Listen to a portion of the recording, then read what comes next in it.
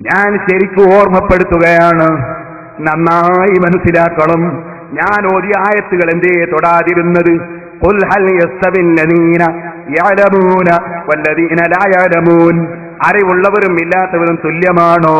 തുല്യമല്ല. പറയൂ നബിയേ. ഖുർആനിൽ അല്ലാഹു പറയാണ്, ഇന്നമാ യതദക്കറു ഉലുൽ അൽബാബ്. ബുദ്ധിയുള്ളവർക്കേ കാര്യം തിരിയൂ. ബുദ്ധിയുള്ളവരായ ഇമാമിങ്ങള്. ഇനിയും കേട്ടോ, മാ അർസൽനാ മിൻ ഖബ്ലിക ഇല്ലാ റിജാലൻ നൂഹി ഇലൈഹിം. ഓ നബിയേ, അങ്ങേക്ക് മുമ്പ് നമ്മൾ പറഞ്ഞേച്ചതൊക്കെ പുരുഷന്മാരെയാണ് വഴിയറിയിച്ചുകൊണ്ട് പറഞ്ഞേച്ചത്. ഫസ്അലൂ അഹ്ല ദിക്രി. അതുകൊണ്ട് വിവരമുള്ളവരോട് ചോദിക്കൂ. ഇൻ കുൻതും ലാ തലമൂന ബിൽ ബയ്യിനാതി വസ്സുബുരി. തെളിവുകളെ സംബന്ധിച്ചും ഗ്രന്ഥങ്ങളെ സംബന്ധിച്ചും വിവരമില്ലെങ്കിൽ നിങ്ങൾ വിവരമുള്ളവരോട് ചോദിച്ച് മനസ്സിലാക്കൂ. ഖുർആൻ പറഞ്ഞില്ലേ, ഈ ആയത്തല്ലേ ഇമാമിങ്ങള് അതാ ഇമാമിങ്ങളെ പിന്തുടരണം എന്നത് തെളിവുദ്ധരിച്ചിട്ടുള്ളത്. എന്നാ മൗലവി എന്ത് ചെയ്തു എന്നറിയോ? ഈ ഭാഗം അങ്ങ് കട്ടിട്ട് വഅൻസൽനാ ഇലൈക ദിക്റ ലിതുബയ്യന ലിന്നാസി മാ നുസില ഇലൈഹിം വലഅല്ലഹും യതഫക്കറൂൻ എന്ന രണ്ടാമത്തെ ഭാഗം മാത്രം ഓതി അങ്ങ് കേൾപ്പിച്ചു. എന്നിട്ടും വലഅല്ലഹും യതഫക്കറൂൻ എന്നതിന്റെ അർത്ഥം അവര് പറഞ്ഞതുമില്ല.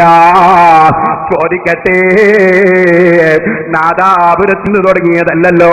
മഹാനായ ശംസുൽ ഉലമാ ഖുത്ബി മുഹമ്മദ് മുസ്ലിയാർ നവറല്ലാഹു മർഖദഹു ഇവിടെ ദർസ് നടത്തുന്ന കാലത്ത് തന്നെ സംവാദം നടന്നിട്ടുണ്ടല്ലോ.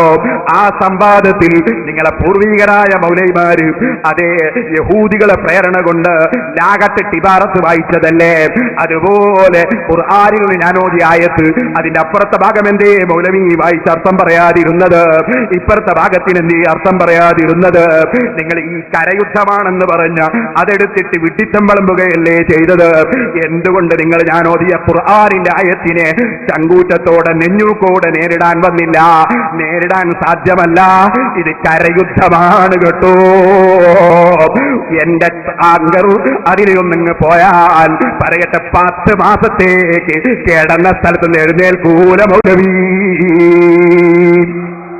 10 മാസം കിടക്കും നിങ്ങള്. കാരണം ഞാനിത് കരയുദ്ധമാണെന്ന് വെറുതെ പറഞ്ഞതല്ല. കിടന്നെടുത്ത് എഴുന്നേറ്റ് വരാൻ 10 മാസമായില്ലേ? എന്നിട്ടും നേരിടാൻ കഴിഞ്ഞോ മൗലവി? ഞാൻ വിഷയത്തിലേക്ക് തന്നെ പോകട്ടെ. എന്റെ മാന്യ മുസ്ലിം സഹോദരന്മാര് മനസ്സിലാക്കുക. അപ്പൊ 2 മാർഗം എന്ന് പറഞ്ഞത് എന്താണ്? ഒന്ന്, സ്വന്തമായി അറിവും ബുദ്ധിയുമുള്ള ഇമാമിങ്ങൾക്ക് സ്വയം അറിയാൻ കഴിയുന്നു, അഥവാ അവർക്ക് മനസ്സിലാക്കാൻ അല്ലാഹു തആല കഴിവ് കൊടുക്കുന്നു. രണ്ടാമത് പിന്നെയുള്ള മാർഗം എന്താണ്? അറിവുള്ളവര് പറയുന്നത് സ്വീകരിക്കുക എന്നതാണ്. അതേ, ഒരു എഞ്ചിനീയർ പറയുന്നത് പോലെ ബിൽഡിംഗ് എടുത്തവൻ പരാജയപ്പെടൂല.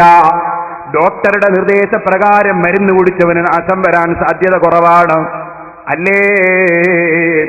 എന്നാൽ ഓ മുസ്ലിമീങ്ങളെ, അങ്ങനെ അറിവുള്ളവര് പറഞ്ഞത് സ്വീകരിക്കുന്നരുതെന്ന് പറയുന്ന ഒരേ ഒരു കമ്പനി, ലോകത്ത് ഏറ്റവും ബുദ്ധിയില്ലാത്തൊരു വിഭാഗം ഇമാമിങ്ങളെ സ്വീകരിക്കരുതെന്ന് പറയുന്നവരാണ്. അറിവുള്ളവർ പറഞ്ഞാൽ സ്വീകരിക്കൂല, അറിയാത്ത ഞാൻ പറയും അത് സ്വീകരിക്കണം.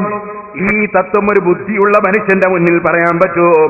അതുകൊണ്ട് തന്നെ ഇമാം ശാഫിഈ റളിയല്ലാഹു അൻഹു പറയുന്ന വാചകം ഞാൻ നിങ്ങൾക്കൊന്ന് കേൾപ്പിക്കട്ടെ.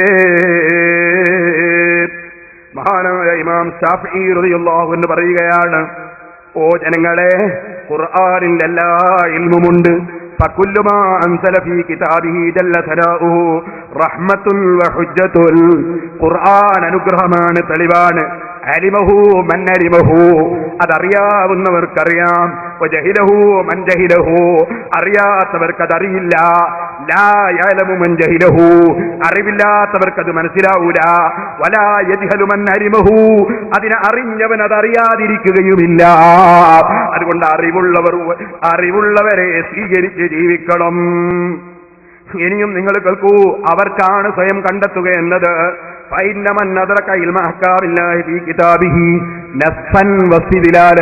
ഖുർആനിൽ നിയമം കണ്ടെത്താൻ കഴിവുള്ളവരായി അത്രയും വിവരം ഒരാൾ എത്തിച്ചാൽ വസ്തിദിലാലൻ തെളിവ് പിടിക്കാനുള്ള കഴിവുണ്ടായാൽ അതിൽ നിന്ന് മനസ്സിലാക്കിയതനുസരിച്ച് പ്രവർത്തിക്കാനും മറ്റുള്ളവർക്ക് പറഞ്ഞു കൊടുക്കാനും അല്ലാഹു ഒരാൾക്ക് ഭാഗ്യം കൊടുത്താൽ അവന്റെ ദീനിലും ദുനിയാവിലും അവൻ വിജയം കൈവരിച്ചു. അവന് പിന്നെ സംശയമില്ല. അവന്റെ ഹൃദയത്തിൽ പ്രകാശിച്ചു. അൽ ഹിക്മത്ത് എന്ന് പറഞ്ഞൊരു സംഗതിയുണ്ട്. അത് കിട്ടിയവൻ വലിയ ഭാഗ്യവാനാണെന്ന് ഖുർആൻ പറയുന്നുണ്ട്. അത് കിട്ടി അത്തരം കക്ഷികളാണ് ഇമാം എന്ന സ്ഥാനത്തിന് അർഹരാകുന്നത്. ഇമാം എന്ന് പറയുന്നത് കാണുന്ന മൗലവി ഇമാമല്ല, കാണുന്ന മുസ്ലിയാർ ഇമാമല്ല. ഇമാം എന്ന സ്ഥാനത്തിന് അർഹരാകുന്നത് അത്രയും വലിയ സ്ഥാനത്തുള്ളവരാണ്. ഖുർആനും ഹദീസും നോക്കി നിയമം പറയാനുള്ള വലിയ പാണ്ഡിത്യമുള്ളവരാണ്. ഓ മുസ്ലിമീങ്ങളെ, ഈ സ്ഥാനം വിവരിച്ചവർ ഇമാമീങ്ങൾ. അവരെ പിന്തുടർന്നുകൊണ്ട് മാത്രമേ ഹിദായത്തുള്ളൂ. അങ്ങനെ മാത്രമേ ഖുർആൻ ഫലം ചെയ്യുകയുള്ളൂ. എന്റെ വകയിലല്ല, കേട്ടോ. അലിഫ് ലാം മീം ദാലിക്കൽ കിതാബു ലാ റൈബ ഫീഹി ഹുദൻ ലിൽ മുത്തഖീൻ. പരിശുദ്ധ ഖുർആൻ സംശയത്തിന് അവകാശമില്ലാത്ത ഗ്രന്ഥം. അതുകൊണ്ട് ഉപകാരമാർക്ക്? ലിൽ മുത്തഖീൻ, ഭക്തിയുള്ള ജനങ്ങൾക്ക്. അല്ലാഹുവിനെ ഭയപ്പെടുന്ന, ഭക്തിയിലേക്ക് വിളിക്കുമ്പോൾ ഭക്തിയിലേക്ക് വരുന്ന ജനങ്ങൾക്ക് അതുകൊണ്ട് സന്മാർഗം ലഭിക്കുന്നു. ആ മുത്തഖീങ്ങൾ വേണം. ഖുർആൻ തന്നെ പഠിപ്പിക്കുന്നു.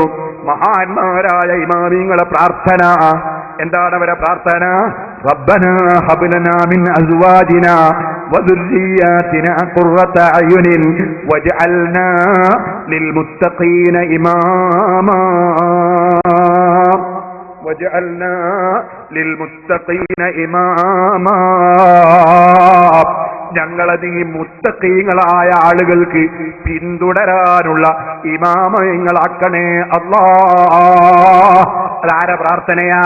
وعباد الرحمن الذين يمشون على الأرض هونا وإذا خاطبهم الجاهلون قالوا سلاما എന്ന് പറഞ്ഞിട്ട് സ്വർഗവാസികളായ ഇമാമുകൾ, അല്ലാഹുവിന്റെ ഇഷ്ടദാസന്മാർ, അവരുടെ ലക്ഷണം പറഞ്ഞുകൊണ്ട് ആ മഹാന്മാരെ പറ്റി ഖുർആൻ പറഞ്ഞതാണ്.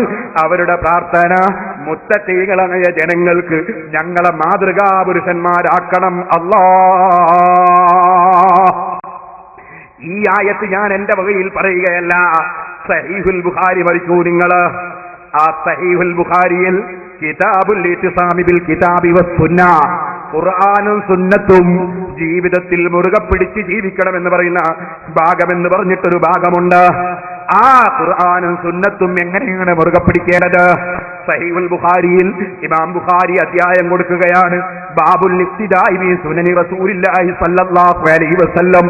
അല്ലാഹുവിന്റെ റസൂലിന്റെ ചര്യ മുറുകെ പിടിച്ച് ജീവിക്കേണ്ട അധ്യായം. വഖൗലില്ലാഹി തആല, അല്ലാഹുവിന്റെ ഖൗലിനെ കുറിച്ചും പറയുന്ന അധ്യായം. വജഅൽനാ ലിൽ മുത്തഖീന ഇമാമാ. അല്ലാഹ് പറഞ്ഞില്ലേ മഹാന്മാരുടെ പ്രാർത്ഥന, വജഅൽനാ ലിൽ മുത്തഖീന ഇമാമാ. ഖാല എന്താണ് പറഞ്ഞതിന് അർത്ഥം? ഇമാം ബുഖാരി വിവരിക്കുകയാണ്. അഇമ്മത്തൻ നഖ്തദീ ബിമൻ ഖബ്ലനാ വയഖ്തദീ ബിനാ മൻ ബഅദനാ. ഞങ്ങളെ ഇമാമിങ്ങളാക്കി തരണം അല്ലാഹ്. എന്താണ് ഇമാമിങ്ങൾ എന്ന് പറഞ്ഞാൽ? നഖ്തദീ ബിമൻ ഖബ്ലനാ, ഞങ്ങളെ മുൻഗാമികളെ ഞങ്ങൾ പിന്തുടരും. വയഖ്തദീ ബിനാ മൻ ബഅദനാ, ഞങ്ങളെ ശേഷം വരുന്നവർ ഞങ്ങളെയും പിന്തുടരും. അങ്ങനെ മുൻഗാമികളെ പിന്തുടരുന്ന, പിൻഗാമികൾക്ക് പിന്തുടരാൻ പറ്റുന്ന ഇമാമങ്ങളാക്കി തരണം ഞങ്ങൾ എന്ന്. മുത്തഖീങ്ങൾക്ക് ഇമാമ് വേണം, മുത്തഖീങ്ങൾക്ക് ഇമാമ് വേണം. അത് ഞങ്ങളുടെ പിന്തലമുറക്ക് ഞങ്ങളെ പിന്തുടരാൻ പറ്റുന്നവരാക്കി തരണം.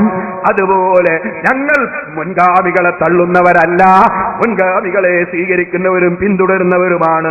ഇതാണ് പറഞ്ഞതിന്റെ അർത്ഥമെന്ന് ഇമാം ബുഖാരി സഹീഹുൽ ബുഖാരിയിൽ ബാബുൽ ഇഖ്തിദാഇ ബി സുനനി റസൂലില്ലാഹി സ്വല്ലല്ലാഹു അലൈഹി വസല്ലം വഖൗലില്ലാഹി തആല വജഅൽനാ ലിൽ മുത്തഖീന ഇമാമാ എന്ന അധ്യായം കൊടുത്തുകൊണ്ട് ഖുർആൻ മുറുകെ പിടിക്കൽ എങ്ങനെ, റസൂലുള്ളാഹിന്റെ ചര്യ മുറുകെ പിടിക്കൽ എങ്ങനെ, അത് ഇമാമിങ്ങളെ പിന്തുടർന്നുകൊണ്ടാണ്, മുൻഗാമികളെ പിന്തുടർന്നുകൊണ്ടാണ് എന്ന് വ്യക്തമായി ആയത്ത് കൊടുത്ത്